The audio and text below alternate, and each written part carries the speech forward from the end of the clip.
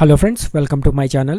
Friends, ఈ వీడియోలో GST registration and క్యాన్సిలేషన్కి సంబంధించిన లేటెస్ట్ చేంజెస్ గురించి తెలుసుకుందాం.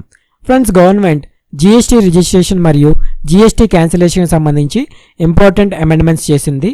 దీనికి సంబంధించి నోటిఫికేషన్ కూడా రిలీజ్ చేసింది. సో ఈ నోటిఫికేషన్లో ఏం మెన్షన్ చేశారో ఈ వీడియోలో క్లియర్గా తెలుసుకుందాం. హలో ఫ్రెండ్స్, నా పేరు కిరణ్. ఫస్ట్ టైం మీరు నా వీడియో చూస్తుంటే ఇక్కడ రెడ్ కలర్ సబ్స్క్రైబ్ బటన్ని క్లిక్ చేయండి అండ్ మర్చిపోకుండా పక్కనే ఉన్న బెల్ సింబల్ని కూడా క్లిక్ చేయండి. Notification number 3/2019 central tax. So ఈ నోటిఫికేషన్లో జిఎస్టీ రిజిస్ట్రేషన్ అండ్ క్యాన్సిలేషన్ సంబంధించిన చేంజెస్ అన్నీ క్లియర్గా మెన్షన్ చేశారు. సో ఈ నోటిఫికేషన్ ప్రకారం separate registration for multiple places of business within a state or a union territory. So ఒక బిజినెస్కి మల్టిపుల్ బిజినెస్ ప్లేసెస్ ఉంటే, అంటే అడిషనల్ బిజినెస్ ప్లేసెస్ ఉంటే, ఇక నుండి వాటికి కూడా సెపరేట్గా జిఎస్టీ రిజిస్ట్రేషన్ తీసుకోవచ్చు. Any person having multiple places of business within a state or a union territory requiring a separate registration for any such place of business under subsection 2 of section 25 shall be granted separate registration. So ఏ వ్యక్తి అయినా ఒక స్టేట్లో ఉన్న తన బిజినెస్కి additional places ఉంటే, అంటే బిజినెస్కి వేరువేరు బ్రాంచెస్ ఉంటే, సెక్షన్ 25 ఆఫ్ సబ్సెక్షన్ 2 క్రింద అతను వాటికి కూడా సెపరేట్ రిజిస్ట్రేషన్ తీసుకోవచ్చు.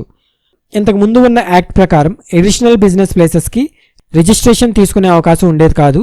ఇప్పుడు యాక్ట్లో అమెండ్మెంట్ చేశారు కనుక ఇక నుండి ఒక రాష్ట్రంలో ఏ వ్యక్తి అయినా తన బిజినెస్కి వేరువేరు బ్రాంచెస్ ఉంటే అతను కావాలనుకుంటే వాటికి కూడా సెపరేట్ రిజిస్ట్రేషన్ తీసుకోవచ్చు. ఇది మ్యాండేటరీ కాదు, కేవలం ఆప్షన్ మాత్రమే. సెపరేట్ రిజిస్ట్రేషన్ తీసుకోవాలా లేదా అనేది ఆ వ్యక్తి యొక్క ఇష్టం. సో దీనికి సంబంధించి కొన్ని కండిషన్స్ ఉన్నాయి. అవి such person has more than one place of business as defined in class 85 of section 2. So class 85 section 2లో వివరించిన విధంగా ఒక వ్యక్తికి ఒకటి కంటే ఎక్కువ బిజినెస్ ప్లేసెస్ ఉంటే అప్పుడు వాటికి సెపరేట్ రిజిస్ట్రేషన్ తీసుకోవచ్చు. Next, such person shall not pay tax under section 10 for any of his place of business if he is paying tax under section 9 for any other place of business. So ఒక వ్యక్తి ఒక business ప్లేస్కి section 9 ప్రకారం tax pay చేస్తూ ఇంకొక business ప్లేస్కి section 10 ప్రకారం tax pay చేయకూడదు. దట్ మీన్స్, ఫర్ ఎగ్జాంపుల్, ఒక వ్యక్తి ఒక బిజినెస్కి రెగ్యులర్ జిఎస్టీ రిజిస్ట్రేషన్ తీసుకున్నాడు. సో అతను మిగిలిన బ్రాంచెస్ కూడా రెగ్యులర్ జిఎస్టీ రిజిస్ట్రేషనే తీసుకోవాలి. అంతే తప్ప ఒక బిజినెస్ ప్లేస్కి రెగ్యులర్ జిఎస్టీ, మరో బిజినెస్ ప్లేస్కి కాంపోజిషన్ స్కీమ్ తీసుకోకూడదు.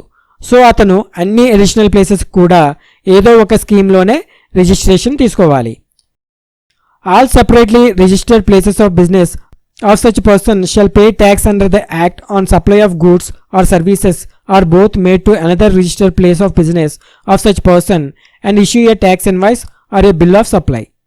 సో ఒక వ్యక్తి అడిషనల్ బిజినెస్ ప్లేసెస్ కూడా సెపరేట్ రిజిస్ట్రేషన్ తీసుకుంటే అతను ఒక ప్లేస్ నుండి మరో బిజినెస్ ప్లేస్కి గూడ్స్ లేదా సర్వీసెస్ సప్లై చేస్తే నార్మల్గా ఇష్యూ చేసినట్లే ట్యాక్స్ ఇన్వాయిస్ లేదా బిల్ ఆఫ్ సప్లై కానీ ఇష్యూ చేయాల్సి ఉంటుంది.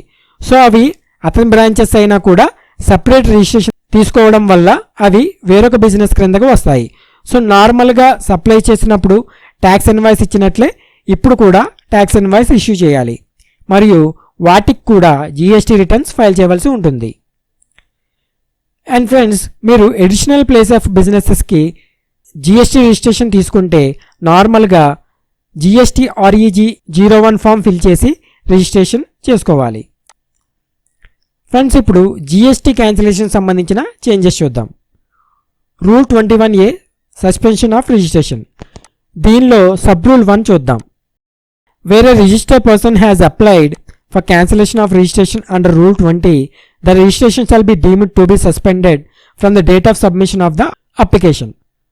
సో ఒక రిజిస్టర్డ్ పర్సన్ రూల్ 20 క్రింద తన జిఎస్టీ రిజిస్ట్రేషన్ క్యాన్సిల్ చేసుకుంటే తను రిజిస్ట్రేషన్ క్యాన్సిలేషన్ అప్లికేషన్ ఏ డేట్న అయితే ఆన్లైన్ ద్వారా సబ్మిట్ చేస్తాడో ఆ డేట్ నుండే అతని జిఎస్టీ రిజిస్ట్రేషన్ సస్పెన్షన్లో ఉంటుంది. Next, sub rule 2, wear the proper officer as reasons to believe that the registration of a person is liable to be cancelled under section 29 or under rule 21, he may, after affording the said person a reasonable opportunity of being heard, suspend the registration of such person with effect from a date to be determined by him. Friends, sub rule 1లో register person తనకు తనే registration cancel చేసుకుంటాడు. ఈ sub rule 2లో ఒక GST officer ఒక register person యొక్క GST రిజిస్ట్రేషన్ని ఏ కారణం వలనైనా క్యాన్సిల్ చేస్తే, అంటే అతను రిటర్న్స్ ఫైల్ చేయకపోవడం, సో ఇలాంటి ఏ కారణం వలనైనా జిఎస్టీ ఆఫీసర్ ఒక రిజిస్టర్ పర్సన్ యొక్క రిజిస్ట్రేషన్ క్యాన్సిల్ చేస్తే ఆ ఆఫీసర్ ఆ వ్యక్తికి నోటీస్ ఇచ్చి కొంత టైం ఇస్తాడు. సో ఆ టైంలో అతను ప్రాపర్ రీజన్ చెప్పాలి. సో ఆ డేట్కి కూడా కారణం చెప్పని పక్షంలో జిఎస్టీ ఆఫీసర్ ఆ డేట్ నుండి అతని రిజిస్ట్రేషన్ని సస్పెన్షన్లో పెడతాడు. Next important point, a register person whose registration has been suspended under sub rule 1 or sub rule 2 shall not make any taxable supply during the period of suspension and shall not be required to furnish any return under section 39.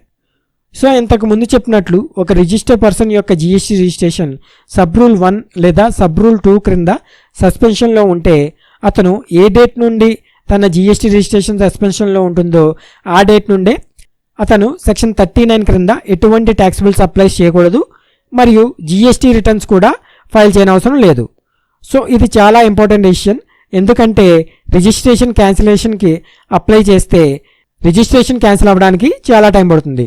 So cancellation పెండింగ్లో ఉన్న time కూడా returns వేయాలంటే క్యాన్సిలేషన్కి apply చేసిన వాళ్ళకు ఇబ్బందికర పరిస్థితి. So ఈ change వల్ల క్యాన్సిలేషన్ అప్లికేషన్ ఆన్లైన్లో సబ్మిట్ చేసిన డేట్ నుండే ఎటువంటి రిటర్న్స్ ఫైల్ చేయనవసరం లేదు. సో ఈ చేంజ్ ట్యాక్స్ పేయర్స్కి పెద్ద రిలీఫ్ అని చెప్పవచ్చు. Next, the suspension of registration under sub rule 1 or sub rule 2 shall be deemed to be revoked upon completion of the proceedings by the proper officer under rule 22. So sub rule 1 లేదా sub rule 2 క్రింద registration సస్పెన్షన్లో ఉంటే, అంటే register person తనకు తాను registration cancel చేసుకున్నా లేదా GST officer registration cancel చేసిన. So rule 22 క్రింద జిఎస్టీ ఆఫీసర్ మొత్తం క్యాన్సిలేషన్ ప్రాసెస్ కంప్లీట్ చేసిన తర్వాత అతని జిఎస్టీ రిజిస్ట్రేషన్ క్యాన్సిల్ అవుతుంది. సో ఈ విధంగా ఎవరైనా తమ జిఎస్టీ రిజిస్ట్రేషన్ క్యాన్సిల్ చేసుకుని క్యాన్సిలేషన్ ఆర్డర్ వచ్చిన తర్వాత అతను ఒక ఫైనల్ రిటర్న్ కూడా ఫైల్ చేయవలసి ఉంటుంది. దీనిని జిఎస్టీఆర్ 10 అంటారు. ఫ్రెండ్స్, జిఎస్టీఆర్ 10 ఎలా ఫైల్ చేయాలో నేను ఆల్రెడీ వీడియో చేశాను, అవసరమైన వాళ్ళు ఆ వీడియో చూడండి. So friends, thanks for watching. మీకు ఈ వీడియో నచ్చితే లైక్ చేయండి, షేర్ చేయండి. This is Kiran. జై హింద్.